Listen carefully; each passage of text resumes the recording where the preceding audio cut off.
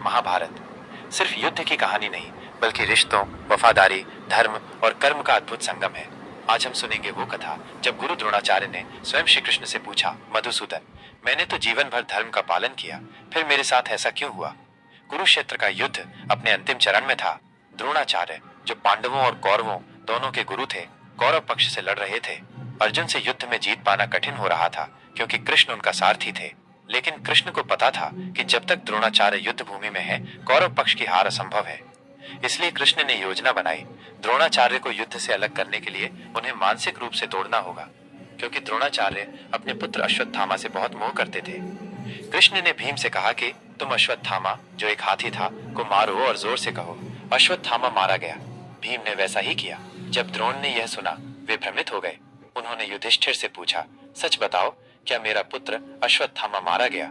युधिष्ठिर ने कहा, अश्वत्थामा मारा गया, पर नर या कुंज? कुंज हाथी को बोलते हैं, लेकिन अंतिम शब्द धीमे बोले ताकि द्रोण केवल पहला भाग सुन पाए। अपने पुत्र की मृत्यु की खबर से टूटकर द्रोणाचार्य ने शस्त्र त्याग दिए और ध्यान में बैठ गए। तभी द्रुपद पुत्र धृष्टद्युम्न ने उनका वध कर दिया।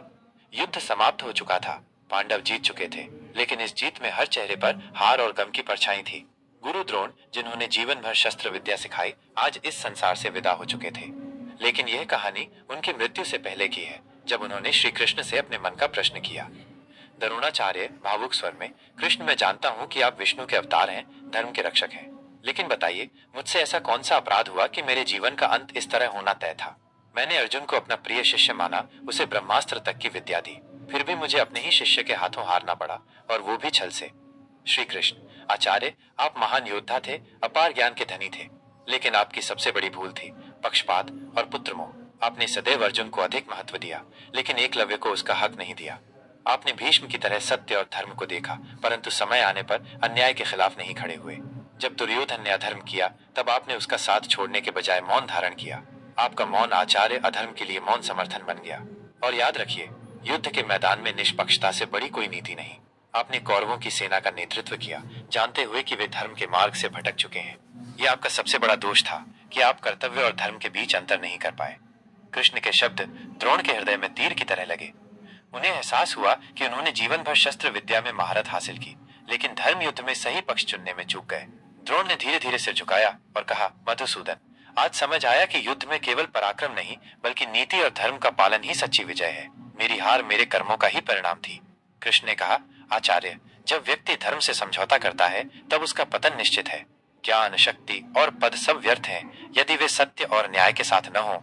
महाभारत का यह संदेश आज भी उतना ही सत्य है कि मौन रहकर भी हम अधर्म के भागीदार बन सकते हैं।